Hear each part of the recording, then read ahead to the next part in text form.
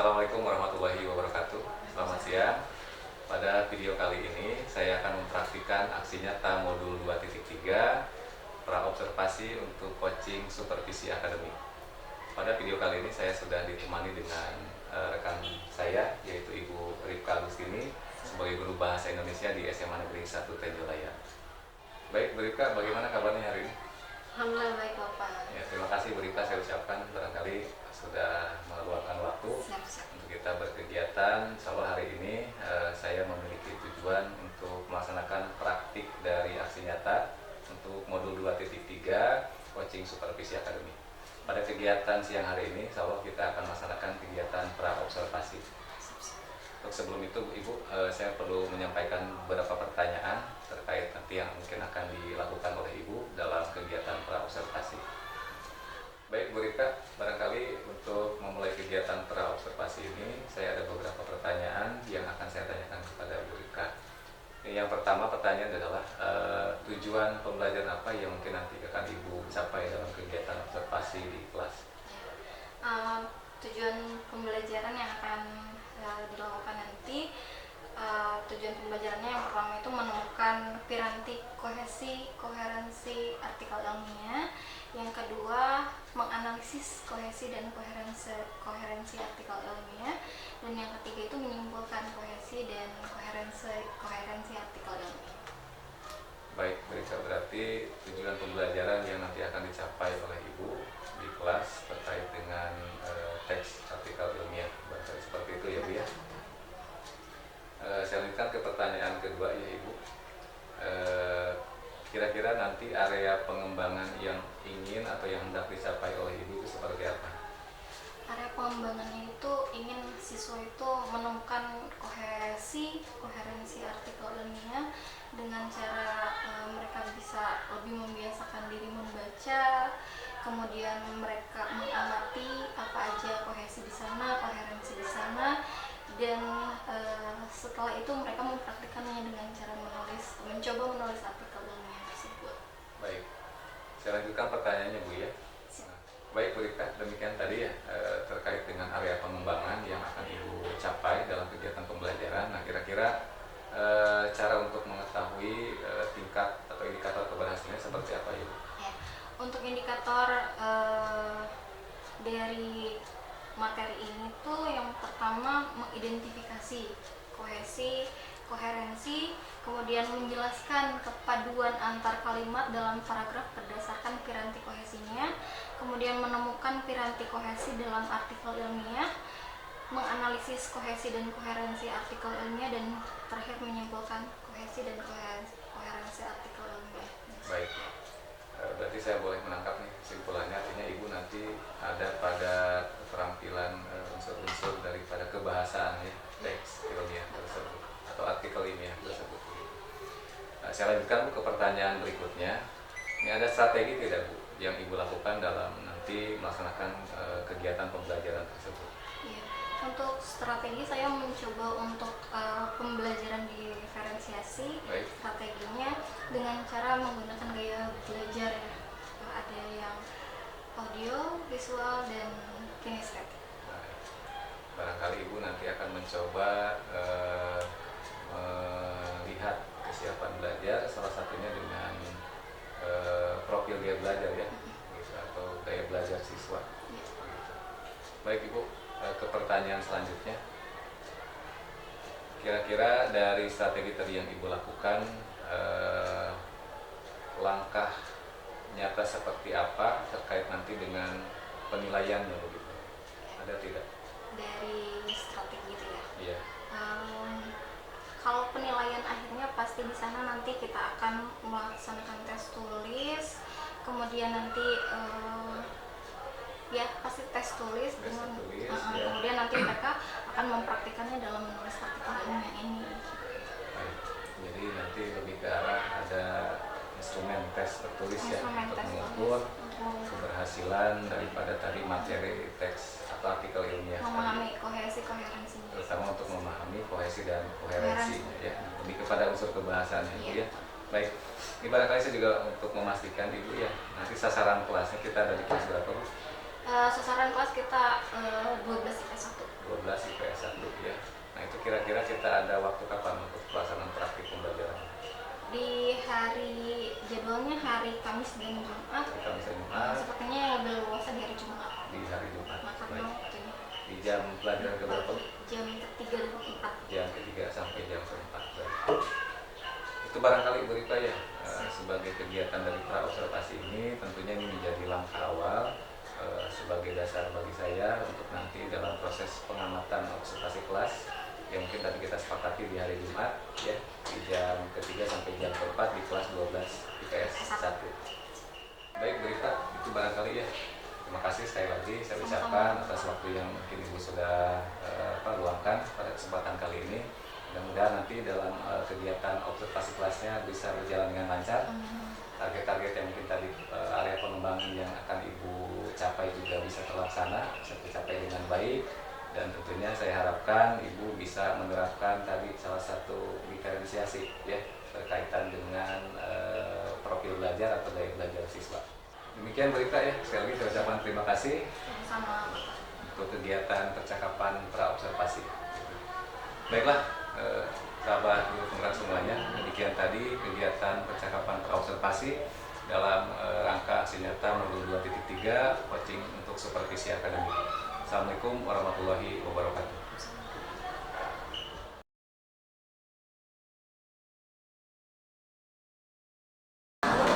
Baik anak-anak, sebelum kita masuk ke pembelajaran, ada baiknya kita berdoa dulu. Silakan siapa yang mau memimpin doa? Ya, silakan dia. Siap, berdoa mulai.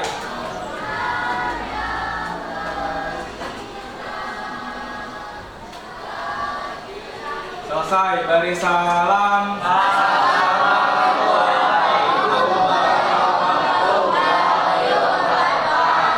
Waalaikumsalam warahmatullahi wabarakatuh. Baik, hari ini ada yang tidak masuk. Ada. Ramka. Kenapa Ramka? Sakit. Sama Reka izin. Kemana Reka? Izin. Ada lagi? Sudah.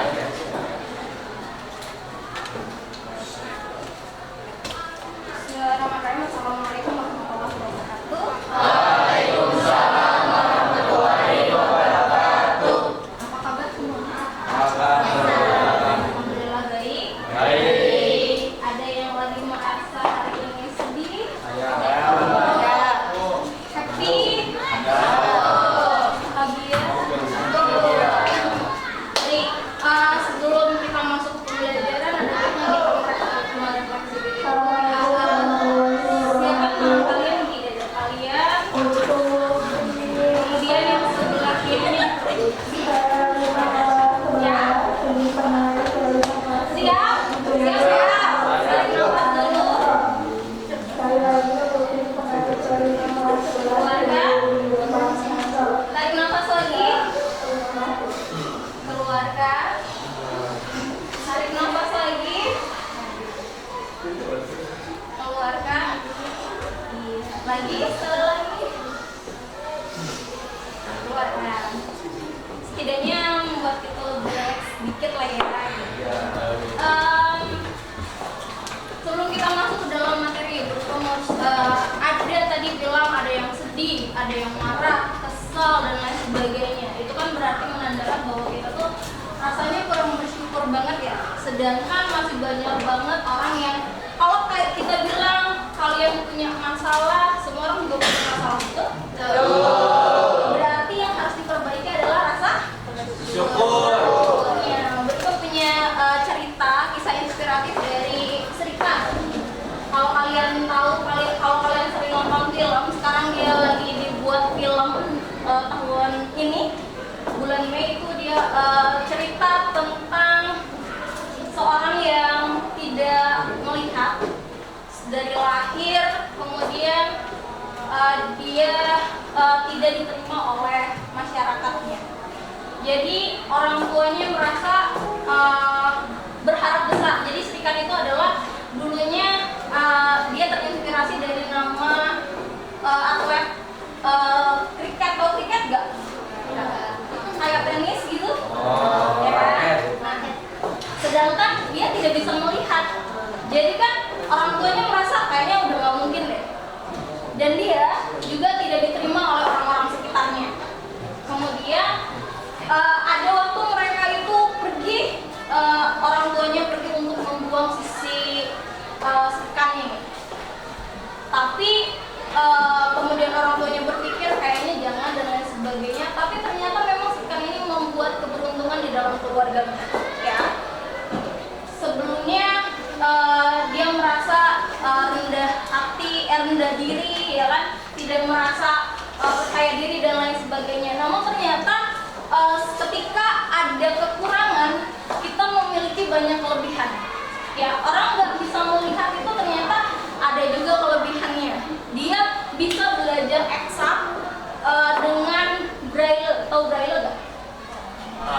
Jadi ya betul Ki. Jadi dia belajarnya meraba gitu. Dulunya dia tidak diterima di pendidikan India, ya. Tapi dengan dia menawarkan diri braille itu dan orang-orang akhirnya menerima, sehingga dia bisa masuk ke perguruan tinggi dan malah dia bisa membuat lapangan kerja untuk orang-orang sekitar. Dari kekurangan dia membuat kekurangan itu menjadi kelebihan. Makanya kita yang memiliki hal yang sempurna ini, coba kita kembali lagi bersyukur dengan apa yang ada. Masalah pasti ada ya, tapi tidak mungkin masalah itu akan membuat kita jatuh ya.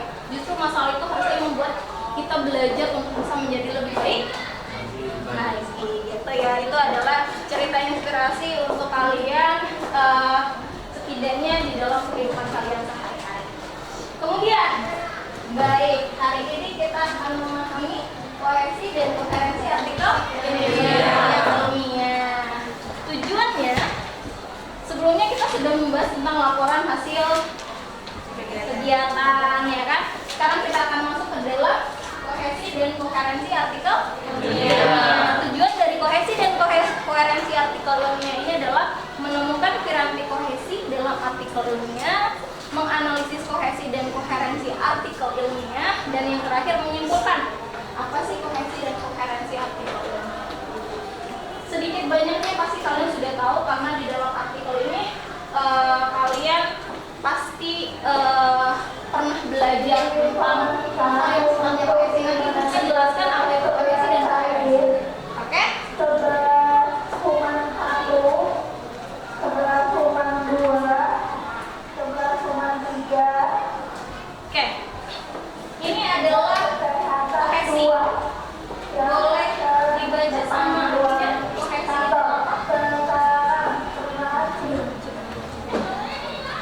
Kohesi mengacu pada hubungan bentuk antara unsur-unsur suatu wacana dalam hal ini artikel sehingga memiliki keterkaitan secara padu. Oke, itu namanya kohesi, berarti keterikatan antar unsur di dalam sintaksis. Ya, sintaksis itu berarti ilmu yang berkaitan memang bahasa. Ada banyak unsurnya di dalam kohesi. Kita lihat dulu. Di sini ada yang namanya konjungsi. Berkaitan dengan konjungsi, kok ada berbagai macam konjungsi ternyata. Ada yang namanya konjungsi koordinatif, subordinatif, korelatif, antar kalimat, dan antar kata. Oke. Konjungsi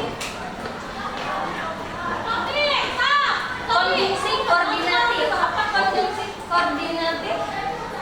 Bisa dibaca? Rizbi? Konjungsi yang menghubungkan dua unsur yang memiliki status yang sama, baik unsur kata, rasa, dan tanda. Oke. Memiliki unsur yang sama. Kita pengen tahu, kalian ada yang tahu juga yang namanya konjungsi koordinatif itu apa aja? Coba silakan, ada yang mau maju ke depan. Konjungsi koordinatif contohnya. Ya, silakan Zahra.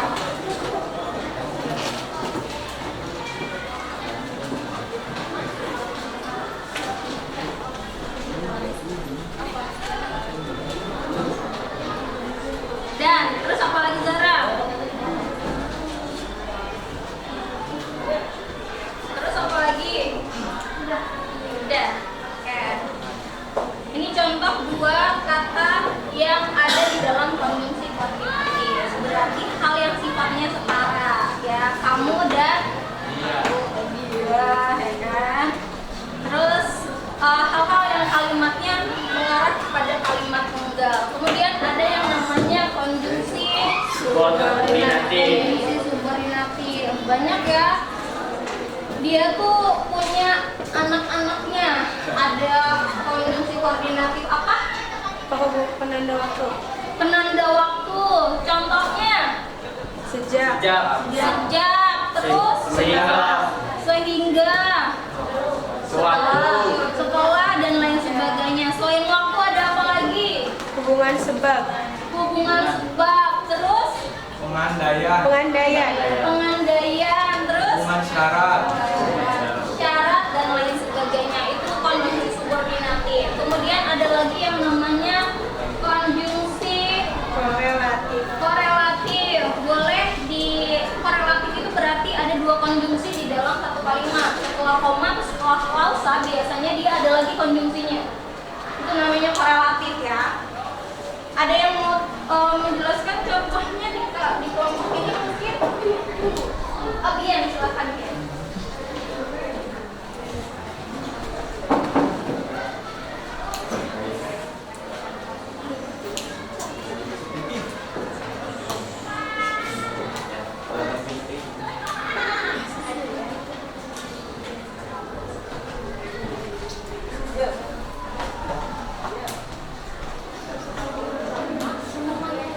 Mungkin mengarahnya tidak hanya tetapi juga ya.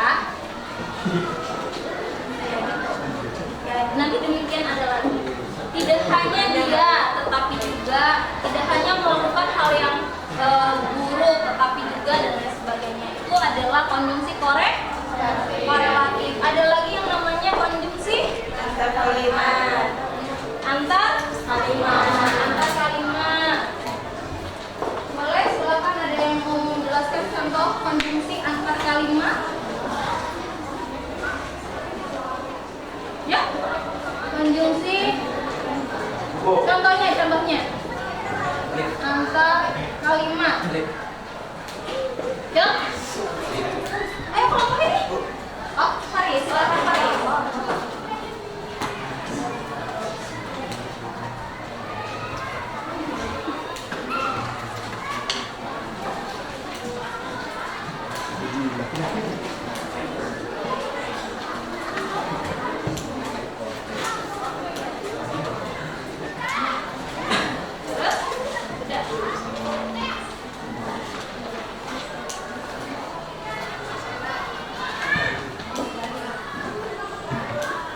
Baik, tadi ada tetapi. Kalau tetapi itu konjungsi koordinatif. Kalau ditambah dengan akan tetapi, dia akan sama dengan kata namun.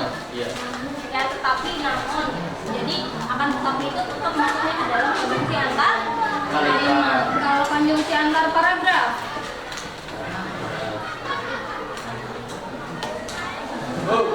yuk. Oh, kelompok ini dulu ya. oh iya nggak apa-apa. Silakan Gi.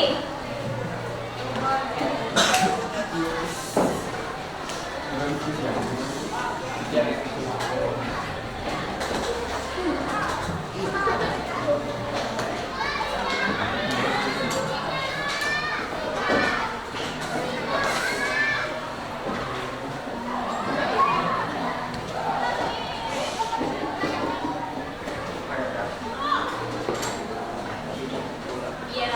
Kalau ada konjungsi antar paragraf, biasanya dia ada di akhir. Jadi di awal paragraf. Jadi setelah paragraf selesai ada paragraf baru. Biasanya ada kata berdasarkan uraian di atas dan lain sebagainya. Itu adalah konjungsi antar paragraf. Nah, konjungsi ini pasti digunakan di dalam artikel ilmiah, ya kan? Kalau kita membuat kalimat itu tidak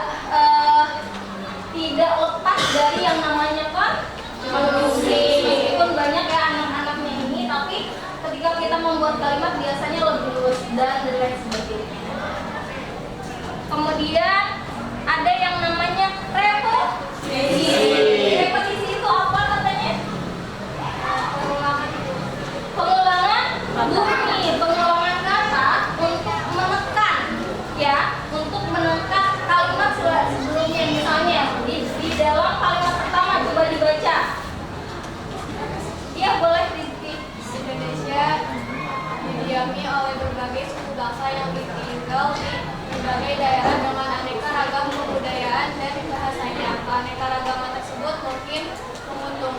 dapat memperkaya kebudayaan nasional. Oke, apa yang diulang di sini? Keanekaragaman. Keanekaragaman. Kalau di kalimat sebelumnya namanya aneka? Aneka ragam. Kenapa tidak sama? Sebetulnya sama, kata dasarnya aneka.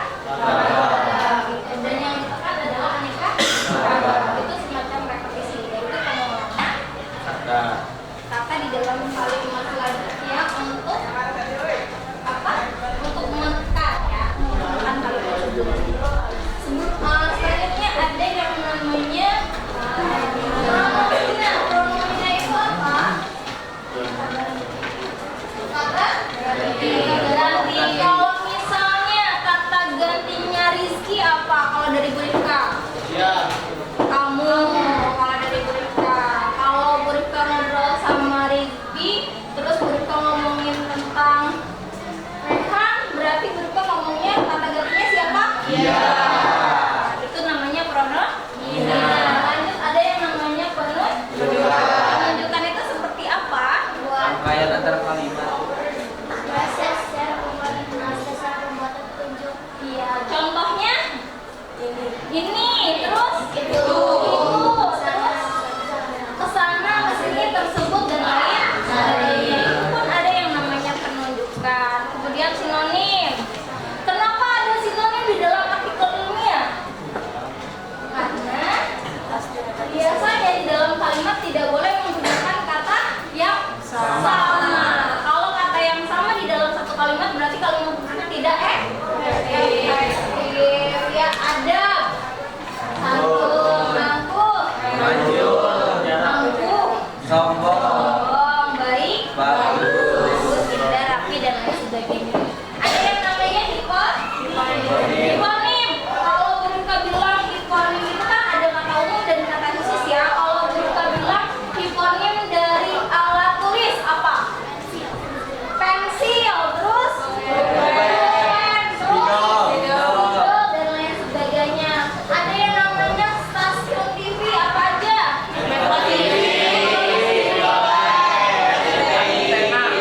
Itu namanya kata khusus, disebutnya hiponim, kata umum dan kata khususnya. Kemudian ada yang namanya elipsis. Elipsis itu berarti kita menghilangkan kata yang seharusnya ada menjadi tidak ada untuk mengefektifkan kalimat. Misalnya pagi ini saya minum kopi dan sorenya teh, apa yang dihilangkan di sini? Minum. Dan saya nggak ada dong, kan ada sore, betul nggak? Betul. Saya minum teh. Maksudnya pagi ini saya minum kopi, sorenya saya minum teh. Gitu. Jadi yang dihilangkan adalah saya minum. Kalau dimasukkan menjadi kalimat tidak efektif. Kalau parafrasa, nah biasanya di dalam artikel ilmiah ini butuh banget yang namanya parafrasa. Misalnya, kan kalau artikel ilmiah, bedanya artikel ilmiah dengan artikel populer apa? Tidak ada penegasan. Tidak ada. Lebih, kalau artikel bebas atau artikel populer itu dia lebih bebas, lebih luas. Kalau misalnya di dalam artikel ilmiah itu biasanya dia berdasarkan penelitian, ya kan? Kayak gitu. Makanya di sana kita bisa mengambil artikel ilmiah yang sudah dibuat atau yang dituliskan oleh para ahli. Tapi untuk menghilangkan yang namanya menghindari yang namanya plagiat, atau plagiat gak? Kayak meniru. Dia membuat parafrasa. Ya, misalnya nih, di sini ada Gunung Tangkuban Perahu terkenal di negeri ini. Nah, ini kalimat selanjutnya ini adalah parafrasenya. Coba, kalau kita ngomongin tentang legenda Sangkuriang, berarti kita mengarah kepada apa? Nih, legenda Sangkuriang itu terkenal dengan gunung apa?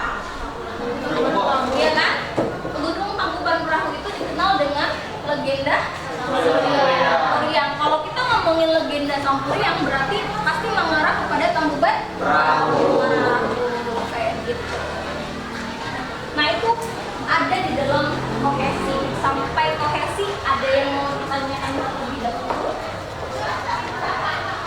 Kohesinya aman ya?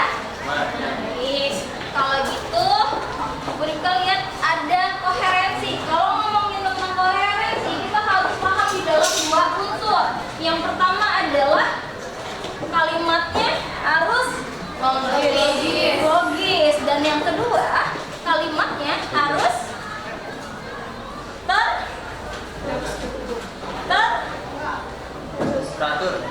teratur atau tersusun. Dua hal itu yang harus kita pahami ya. Oke, ada yang mau baca contoh ini? Saya. Oke, silakan Pak Rais. Pintu menuju penemuan obat penyakit AIDS dan kanker kini terbuka lebar. Pembawaannya adalah 3 ilmuwan kondang, Robert Orvis, John Sultan, Seinen Brenner, yang baru saja mendapat hadiah Nobel lewat penelitian yang mereka lakukan secara bertahap, terpisah dan berlangsung lama. Akhirnya rahasia di balik kematian sel terbongkar.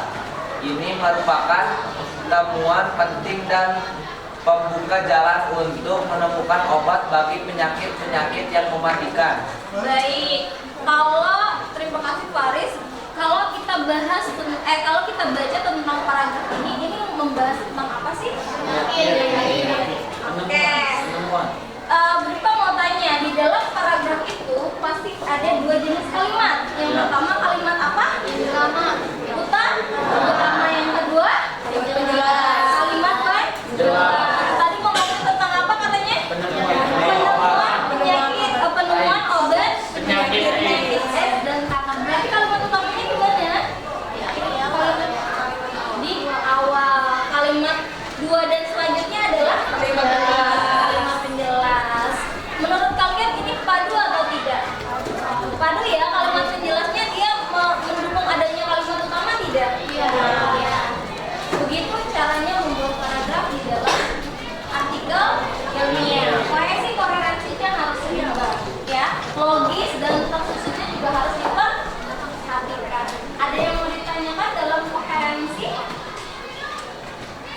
Ada yang mau ditanyakan?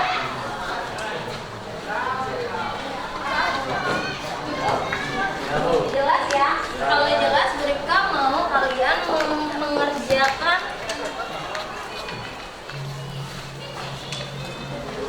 analisis. Di sini ada teks tentang bahasa Indonesia artikel ilmiah. Jadi setiap kelompok silakan cari kohesi dan koherensinya, ya.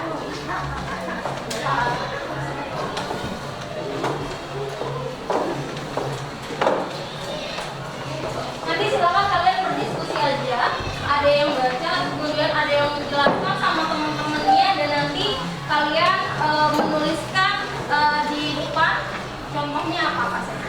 Oke? Ya, silakan dikerjakan terlebih dahulu.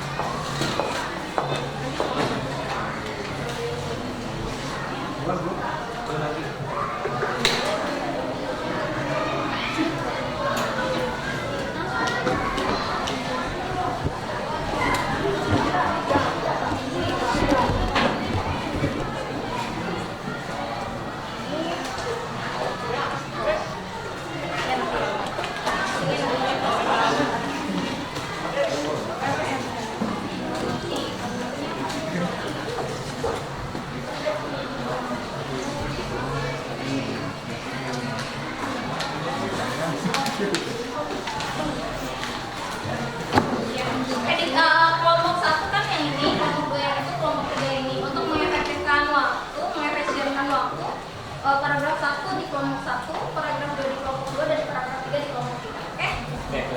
Ya, teman-temannya nanti kalau udah paham silakan menjelaskan ke teman-teman yang tidak mengertinya ya. Iya.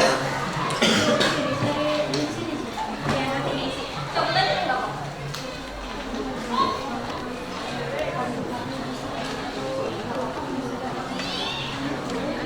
Tapi nanti kalau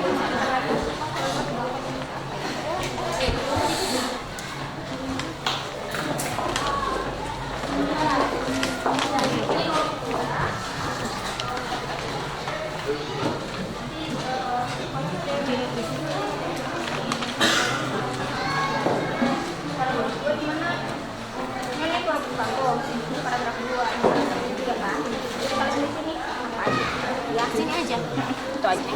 Ya. Nanti ada yang ke depan ya. Contohnya siapa?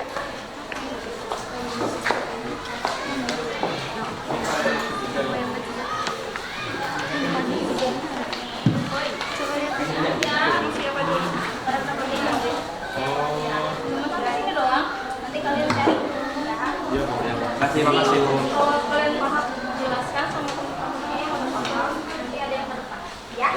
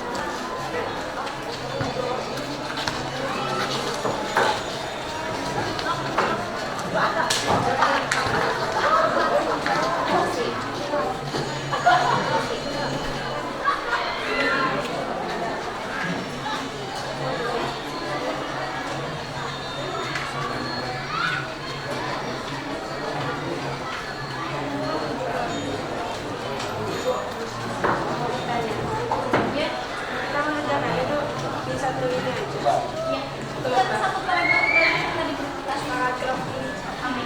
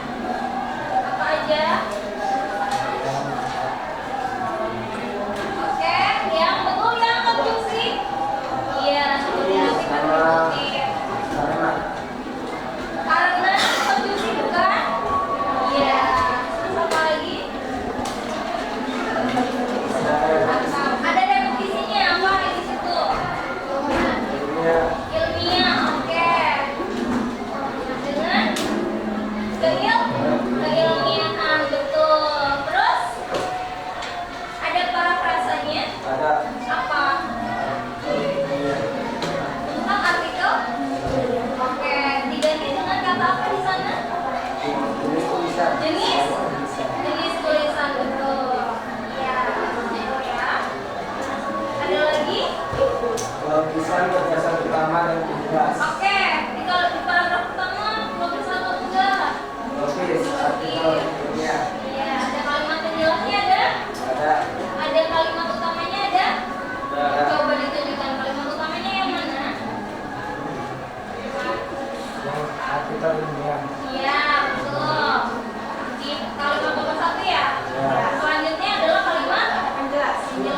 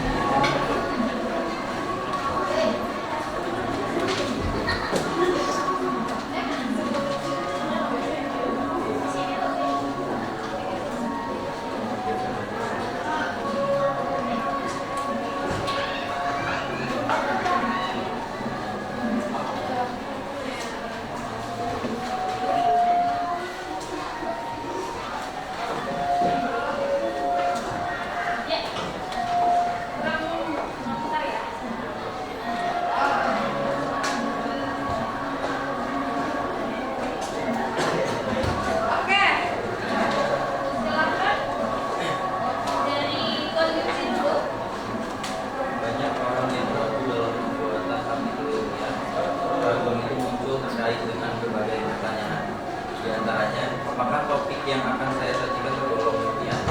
Bagaimana menggunakan bahasa ilmiah untuk tulisan saya? Mampukah saya menuangkan berbagai gagasan ilmiah? Deret pertanyaan tersebut bagi penulis pemula sangat mengganggu sehingga lembar-lembar tulisan selalu berada di tempat sampah. Ya, silakan dari penjelasannya.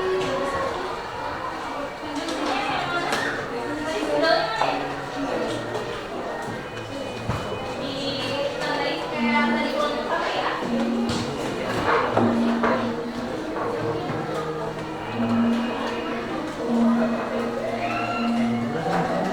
Di paragraf 2 nih. Iya, paragraf 2. Oke, yang konjungsi bukan? Ya. Terus? Oke, dengan konjungsi juga? Ya. Terus?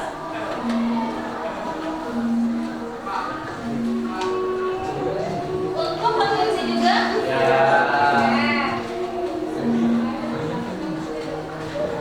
Di antaranya konjungsi juga? Oke, kalau konjungsi repetisi?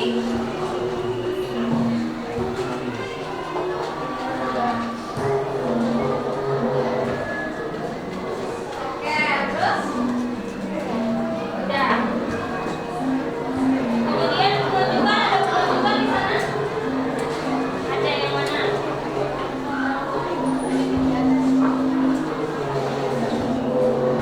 Oke, terus? Di situ dari koherensinya ada kalimat utama di sana? Ada. Mana? Oke, bagian dari keraguan ada di dalam kalimat kedua. Oke, terus ada kalimat penjelasnya di siap. Tersusun rapi tidak? Tersusun rapi. Siap. Udah cukup? Terima kasih. Silakan tepuk tangan.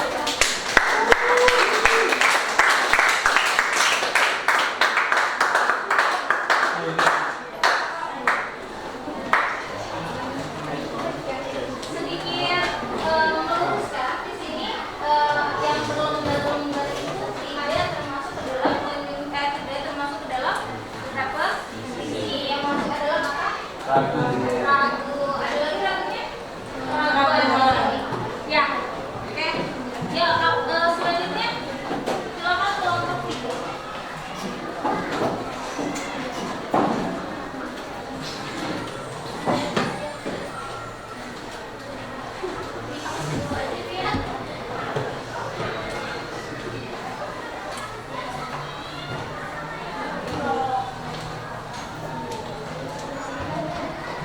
Ada apa? Langsung dicari aja ya konjungsinya ya. Saya dulu. Konjungsinya yang mana aja?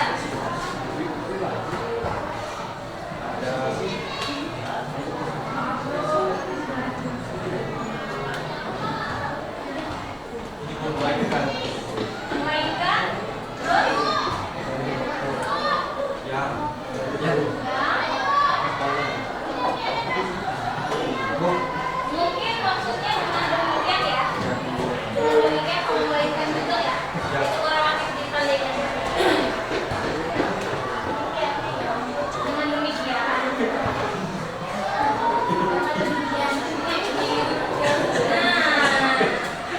Nah, oke, terus? jangan mengganggu.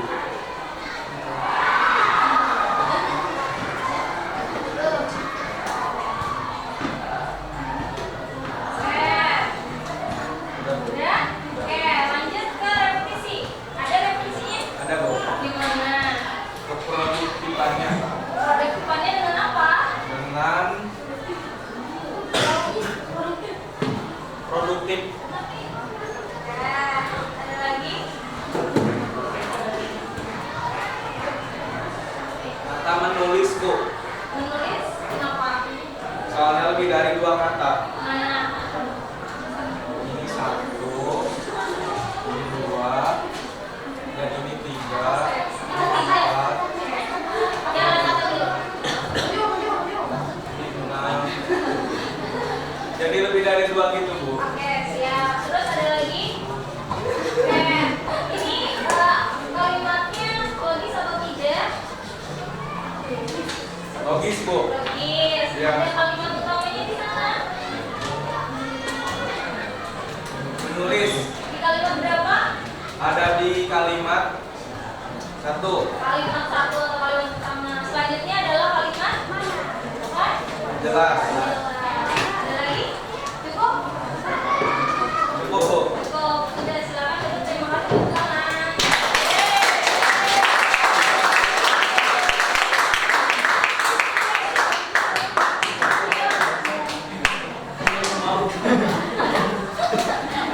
Nih, ini ada kata produktif.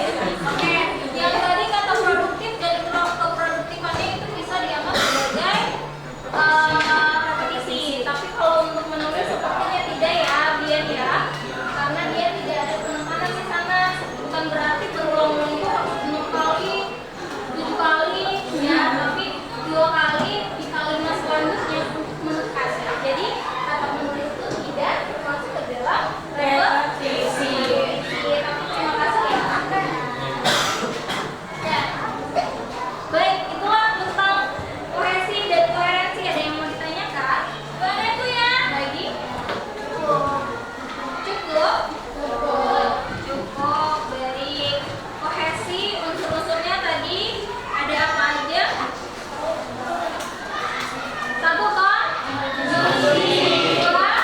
Repetisi, Tiga. menunjukkan, Penunjukan 4. Praprasa. Pembina 5. Sinoniam. Tivoli, Yang 7. elipsis, Elipsis terakhir. Ada apa? Parafrasa. Kemudian koherensi apa? Koherensi tadi apa? 1. Kelompokan. Yang kedua. Susunan informasi. Iya, susunan informasi. Baik, itulah tentang kohesi dan koherensi. Mudah-mudahan apa yang kita bahas hari ini bermanfaat, dan ini nanti kita akan lanjut ke menulis ya, menulis artikel relevan di dalam nanti silakan berkomentar untuk minggu depan ya. Cukup, terima kasih. Mohon maaf atas segala kekurangan. Wassalamualaikum warahmatullahi wabarakatuh. Waalaikumsalam warahmatullahi wabarakatuh.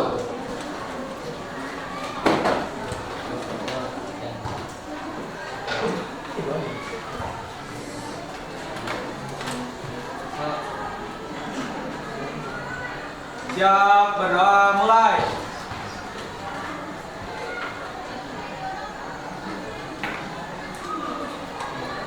Selesai, balik salam. Waalaikumsalam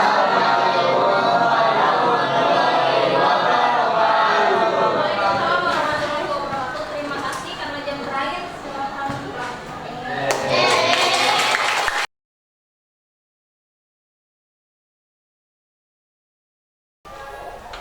Baik, bismillahirrahmanirrahim. Assalamualaikum warahmatullahi wabarakatuh. Pada kesempatan kali ini saya akan melaksanakan kegiatan coaching untuk pasca observasi kelas pada rangkaian kegiatan coaching untuk supervisi akademik modul 2.3. Pada kesempatan kali ini saya sudah ditemani oleh rekan sejawat saya, yaitu Ibu Rika Agustini sebagai pengampu mata pelajaran Bahasa Indonesia ya Bu ya, di kelas 12. Dan pada kesempatan kali ini pun saya sudah didampingi oleh pengajar praktik saya, yaitu Ibu Siti Riz ya. Terima kasih Ibu sudah berkenan hadir pada kesempatan siang hari ini. Baik, barangkali perlu saya sampaikan, dalam kegiatan ini saya akan melaksanakan praktik coaching untuk pasca observasi praktik pembelajaran di kelas. Adapun mungkin hal-hal yang nanti akan saya tanyakan berkaitan dengan tujuan pembelajaran, dengan area pengembangan yang mungkin hendak dicapai, dan yang terakhir adalah strategi yang akan dilakukan terkait dengan target atau area pengembangan tersebut. Demikian sebagai pembuka pada untuk mengawali kegiatan coaching pasca supervisi. Ya baik, Bu Rika, so kita akan mulai kegiatan coaching pasca observasi praktik pembelajaran. Baik, mungkin saya awali bertanya dulu, bagaimana kabar Bu Rika hari ini? Alhamdulillah ya, terima kasih Bu Rita, saya ucapkan barangkali Ibu sudah berkenan hadir kembali ya pada rangkaian coaching untuk supervisi akademi, dan insya Allah pada kesempatan siang hari ini kita akan melaksanakan coaching untuk pasca observasi. Nah, adapun yang nanti akan menjadi hal-hal yang perlu saya tanyakan barangkali Bu Rita dalam kesempatan kali ini terkait dengan kesepakatan yang mungkin sudah kita sepakati di observasi ya, itu ada 3 komponen. Yang pertama adalah area tujuan yang hendak dicapai, yang kedua adalah area pengembangan, yang ketiga adalah strategi yang mungkin Ibu akan lakukan untuk mencapai target-target atau area pengembangan tersebut. Jadi kita berfokus pada 3 hal tadi ya. Yang berikutnya nanti juga saya akan menyampaikan data-data yang mungkin saya jumpai pada saat praktik pembelajaran yang mungkin kemarin sudah kita lakukan ya. Waktu kalau tidak salah itu di hari Jumat ya waktu itu ya, di kelas 12 IPS 1. Itu barangkali sebagai pengantar kegiatan coaching kita pada siang hari ini. Baik Ibu, perkenankan saya untuk mengajukan pertanyaan yang pertama Ibu ya. Nah ini barangkali Ibu, saya perlu tanyakan dulu bagaimana perasaan Ibu Rika setelah melaksanakan observasi pembelajaran kemarin di kelas 12 IPS 1. Perasaannya waktu di kelas sih alhamdulillah sih lancar, tenang juga gitu, aman karena memang sudah berkali-kali kita melakukan metode berdiferensiasi juga ya Bapak ya. Jadi anak-anak juga sebelum melakukan materi, sebelum masuk ke dalam materi itu biasanya kita lebih ke menenangkan diri dan lain sebagainya. Nah jadi dengan hal-hal yang demikian kita juga sebagai pengajar gitu ya, sebagai guru juga kebawa tenang juga sih gitu. Jadi anak-anak juga ikut tenang juga, dan suasana juga hidup kan. Kalau misalnya di kelas hidup kita juga lebih happy ya di kelas gitu. Ya berarti bisa saya simpulkan ya, apa ya, katakanlah menikmati ya kegiatan pembelajaran kemarin ya. Tadi ada kata kuncinya barangkali menyenangkan ya, pembelajaran yang dilakukan. Tadi juga Ibu sudah mencoba bagaimana menyiapkan fokus siswa ya untuk bentuk kesiapan belajar mereka sebelum masuk ke dalam konten materi pembelajaran. Baik Ibu, terima kasih untuk pertanyaan yang pertama. Saya lanjutkan ke pertanyaan yang kedua barangkali ini. Gambaran singkat ini Bu, boleh diceritakan tidak setelah Ibu kemarin melaksanakan kegiatan praktik pembelajaran di kelas 12. Gambaran singkat. Ya, dari proses perjalanan dari mungkin Ibu di kegiatan awal sampai di secara singkat saja. Lebih ke apa ya, gambarannya sih kita semakin terarah ya sebetulnya. Dari mulai persiapan, terus dari membuat kemudian kita masuk ke dalam inti. Sebelum itu kan kita mengarah kepada persiapan. Nah, dari persiapan ini kita sudah tahu nih apa yang harus kita lakukan, dan materi-materi juga banyak diterima sama anak sampai akhirnya selesainya materi itu. Berarti artinya apa yang Ibu lakukan kemarin dalam praktik pembelajaran sudah sesuai dengan rencana pembelajaran ya? Sesuai menurut rencana saya sih. Artinya Ibu sudah menerapkan apa yang Ibu rencanakan begitu ya. Itu luar biasa, artinya Ibu konsisten ya dalam merancang, melaksanakan begitu. Artinya ada kesesuaian. Ini saya ajukan pertanyaan kembali Ibu yang ketiga. Adakah mungkin hambatan selama kegiatan praktik pembelajaran kemarin? Kalau untuk hambatan pasti semua guru bahasa Indonesia juga merasakan ya, di mana minat baca siswa yang masih kurang gitu ya, sehingga penerimaan materi juga masih kurang untuk siswanya gitu. Karena kita lihat dari hasil ya Pak ya, ternyata masih banyak juga siswa yang meskipun dari memberi suasana kelas lebih nyaman dan sebagainya. Tetap saja kalau misalnya mereka masih kurang baca, tetap aja jawaban-jawaban mereka masih tepat lah gitu. Cuma mungkin berarti itu kekurangan saya juga ya sebagai pengajar. Mungkin saya juga masih kurang bisa menerangkan kata-kata. Berarti artinya ada kendala ya. Iya. Waktu tadi rencana itu sudah sesuai dengan rencananya ya dilaksanakan, tapi masih ada hambatan yang dijumpai. Kurang pahaman dari kohesi, misalnya kemarin kan kita materinya artikel ilmiah ya. Kohesi dan koherensi. Kohesi dan koherensi gitu. Ilmiah ya. Kebanyakan dari kohesi ya kayak konjungsi. Semua orang nggak tahu tentang konjungsi apa dan lain sebagainya kalau kita tidak membaca sebetulnya gitu. Tapi kemarin dipraktikkan sedikit demi sedikit, tapi kan udah masih banyak konjungsi yang lainnya yang harus mereka baca itu sih. Betul Bu, setuju ya. Artinya tadi ada kata kunci juga bagaimana kemampuan literasi ya. Iya. Motivasi anak ke membaca sumber belajar ya. Dengan materi-materi yang diajarkan tadi ada kohesi dan koherensi dalam artikel ini ya. Ada piranti-pirantinya di dalam Iya, itu ya. betul. Dan mungkin dengan unsur-unsur bahasanya. Ya sama pula saya juga di bahasa Indonesia mungkin sepakat dengan kondisi tersebut. Baik Ibu, izinkan juga saya bertanya, apakah mungkin ada hambatan yang lain yang tadi Ibu sudah sampaikan? Sejauh ini dari materi itu di situ sih anak. Itu saja.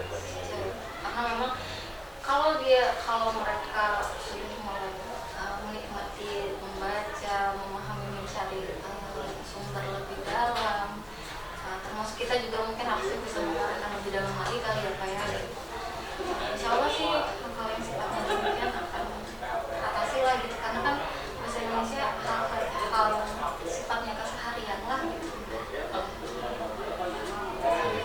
Tapi yang paling utamanya itu adalah minat baca sih yang harus kita tekankan untuk ditingkatkan. Tapi tetap ya Bu ya, tadi fokus yang menjadi hambatannya adalah di minat baca siswanya, kemampuan literasinya ya. Terima kasih Bu Rika barangkali dari hambatan-hambatan yang Ibu jumpai ya.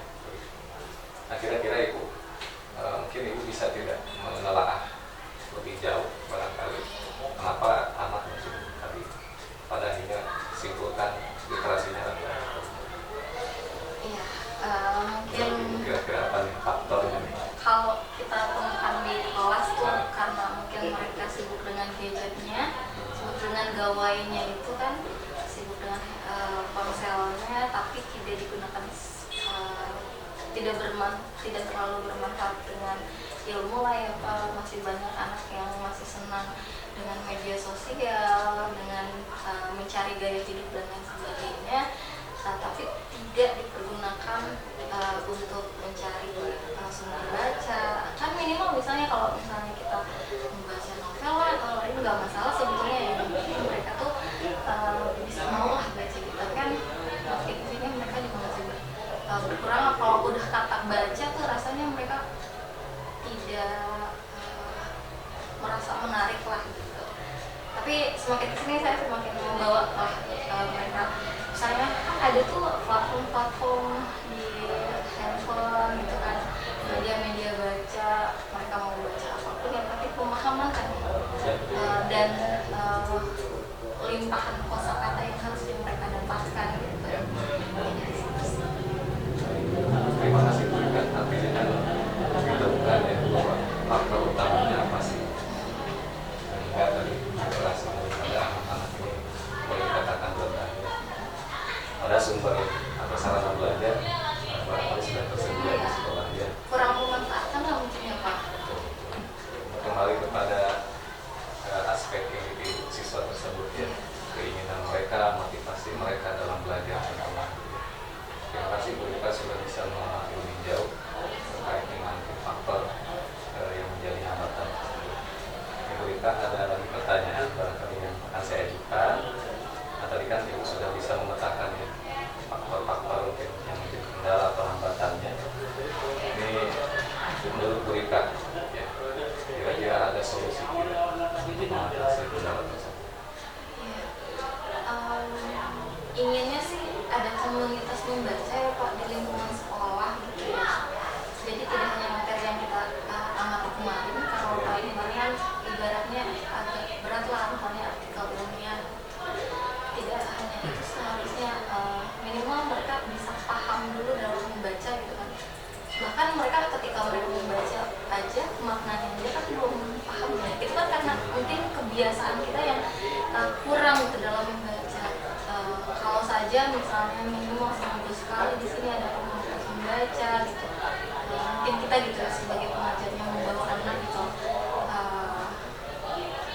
bisa membawa untuk yuk kita hari ini membahas apa, baca buku apa secara diskusi dan lain sebagainya. Mungkin itu juga bisa membawa mereka tuh agar lebih mau kayak, dan semakin kesini kan pemahaman anak dalam bertutur kata, dalam makna-makna kalimat juga kurang tepat ya, sehingga banyak sekali sekarang ujaran kebencian dan lain sebagainya karena kurangnya pemahaman dalam membaca itu sebetulnya. Nah, mudah-mudahan ketika ada komunitas membaca itu bisa membuat kita semakin terbuka dan berwawasan luas dari segi membaca.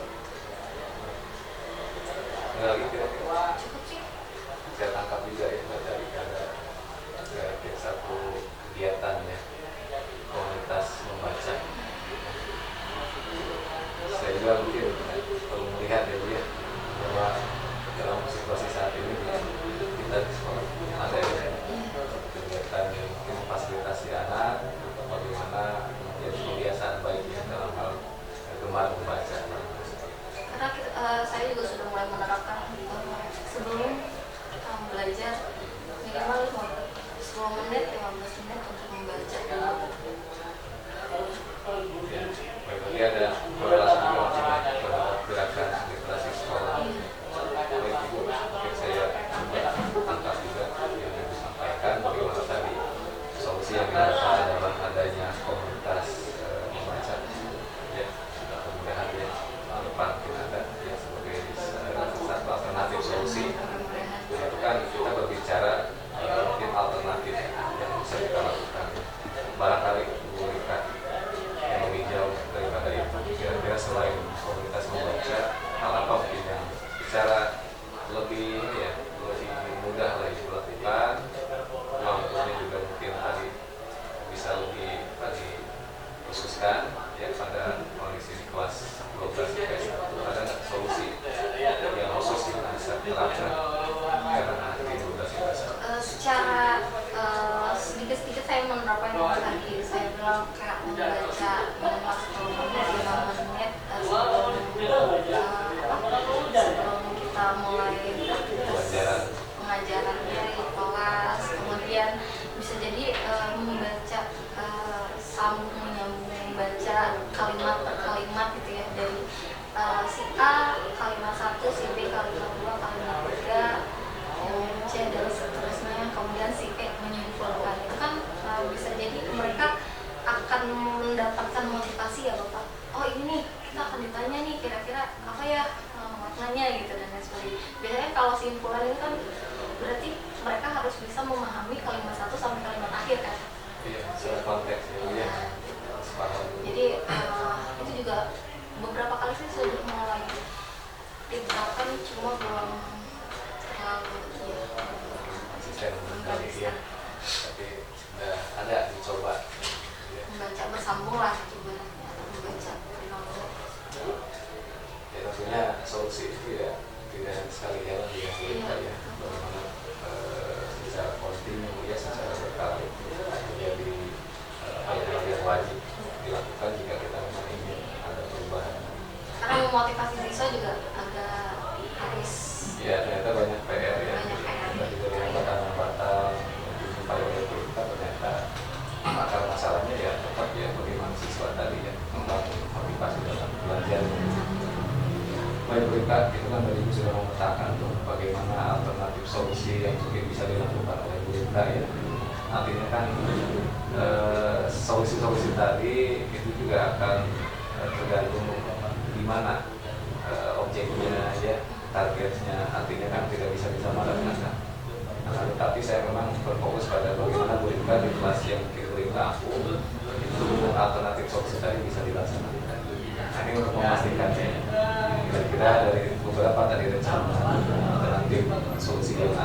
yang ibu sudah coba petakan, kapan nih ibu mau lebih secara berkala melaksanakan rencana tersebut, rencana aksinya lah, sedikit demi sedikit mungkin ya Pak ya. Karena kan kalau langsung rasanya, karena kan makin kesini dia kalau misalnya terlalu diktator juga rasanya terbebani lah gitu. Rasanya terbebani. Dari mungkin anak terbebani ya. Ya, makanya saya mencoba mudah-mudahan bisa ya di minggu ini atau minggu depan atau dekat ini lah gitu. Membaca itu kita dengan luas, dengan ngobrol lah gitu. Jadi jangan menganggap membaca itu sulit ya, jangan membaca itu membosankan. Jadi coba kita baca dengan cara ngobrol. Ya berarti Bu, dalam konteks yang alternatif solusi itu dulu ya, bagaimana membangun keinginan untuk membaca di kelas. Karena untuk membangun komunitas itu kan berarti kita harus menanamkan Ya, diri untuk ada dasarnya dulu Ya, ya. Tidak bisa kita langsung beranjak ke komunitas yang lebih besar uangnya Bu. Tapi di skala kecil dulu di kelas tersebut ya terlebih dahulu. mudah-mudahan dekat-dekat ini saya sudah mulai mematangkan rencana-rencana Masih di semester ini berarti kan itu. sudah mau di penghujung ini ya. Minggu-minggu, Semester gajian. 2 minggu lagi. Setelah kita menghadapi PSASD ya, Iya. ada beberapa pertemuan lagi barangkali ya mungkin bisa Ibu lakukan ya rencana aksi luar biasa Ibu.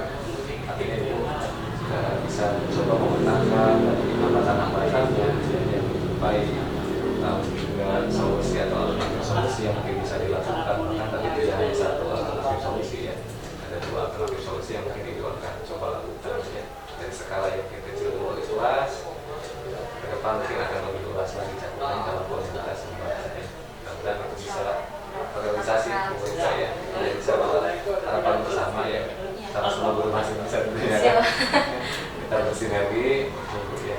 Baik Ibu, terima kasih itu terkait dengan rencana aksi Ibu. Nah, akan tetapi mungkin rencana aksi itu ternyata perlu sesuatu yang menjadi komitmen bersama ya. Bagaimana menjaga bahwa rencana aksi tersebut bisa tetap berjalan ya, secara kontinu. Nah, ini saya mau bertanya juga barangkali berikut, bagaimana komitmen Ibu nanti dalam melaksanakan rencana aksi tadi ya, solusi-solusi tadi. Mungkin adakah pihak-pihak yang mungkin akan Ibu ajak bersama ya untuk mensukseskan solusi atau rencana aksi tadi? Apakah dalam skala kecil dari konteks kelas, ataukah mungkin nanti dalam konteks yang lebih besar komunitas membaca? Ada tidak pihak-pihak yang mungkin akan Ibu gandeng, jadi Ibu tidak hanya sendiri dalam melaksanakan alternatif solusi tadi. Ya pasti dari dekatnya kita misalnya dengan guru-guru mata pelajaran juga gitu ya Bu. Bahkan mungkin kan kita bisa sharing lah ya gitu, gimana hal yang harusnya kita tanamkan gitu pada siswa sebelum kita menerapkan hal sampai ke komunitas membaca itu. Dari skala kecilnya mungkin kita ambil dari guru-guru aja dulu gitu. Guru mana nih ya? Guru Bahasa Indonesia. Satu Ya, kalau berharap sih kalau memang bisa ya, kalau memang bisa untuk dari luar kan dulu kalau di Bogor kan ada namanya Bogor Bupati kalau nggak salah gitu kan, bisa jadi mereka juga kan bisa diundang-undang sekolah gitu, bisa jadi itu relasi lainnya hal-hal yang jauh lain lagi luar sekolah barangkali ya, jauh luar sekolah. Tapi sekarang kita mulai dari tahap pemahaman sekarang. kita sama akan dengan guru-guru juga gitu. Mungkin ada beberapa ide yang lain gitu yang lebih menarik juga. Barangkali ada itu ya, bagaimana Ibu membangun komunikasi ya, kolaborasi dengan rekan yang ada di sekolah di SMA Tenjolaya tentunya. Mungkin yang saya petik adalah guru-guru satu rumpun pelajaran yaitu bahasa Indonesia ya Bu ya.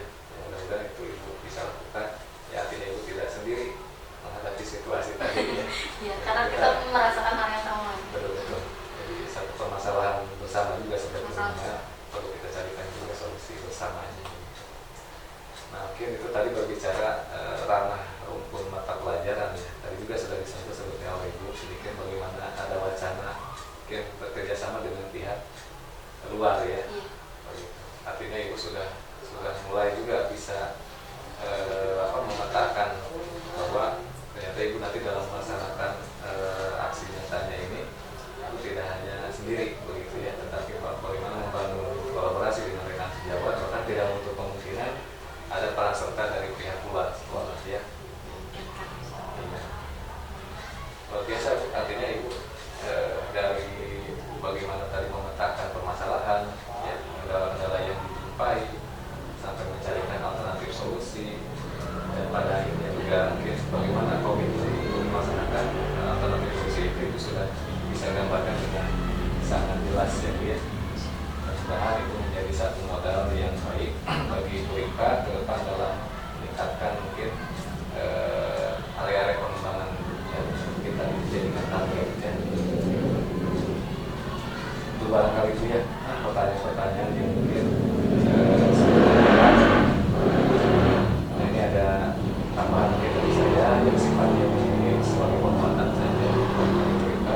Jadi saya sampaikan penguatan ini mungkin didasari daripada hasil pengamatan ketika praktik pembelajaran di kelas 12 IPS. Saya hanya berbasis data ya Bu ya. Artinya saya juga melihat rencana pembelajaran yang digunakan, lalu berbekal dari data pra-observasi yang menjadi tujuan, area pengembangan dan strategi yang dilakukan. Untuk tujuan pembelajaran ini sudah sesuai ya Bu ya. Bagaimana itu tadi dengan pembelajaran yang berdiferensiasi ya. Bagaimana juga ada sentuhan KSK di dalamnya gitu. Yang pada akhirnya itu tadi mengarah kepada tujuan pembelajaran pada konteks materi, kohesi dan koherensi dalam artikel ilmunya. Itu sudah ada kesesuaian antara rencana dengan pelaksanaan. Selanjutnya pada area pengembangan, barangkali ini juga sesuai dengan yang mungkin disampaikan di pra-observasi. Kalau saya lihat bagaimana praktiknya dilakukan dalam pembelajaran, ini Ibu sudah melakukan secara runtut barangkali ya Bu ya. Bagaimana anak-anak Ibu ajak untuk menemukan piranti kohesi ya, dan koherensi dalam artikel ilmunya. Itu sudah dilakukan sejalan dengan tujuan pembelajaran. Lalu prinsip diferensiasi ya, yang kalau saya lihat itu lebih kepada prinsip proses ya, diferensiasi prosesnya yang Ibu lakukan dalam konteks pembelajaran kemarin.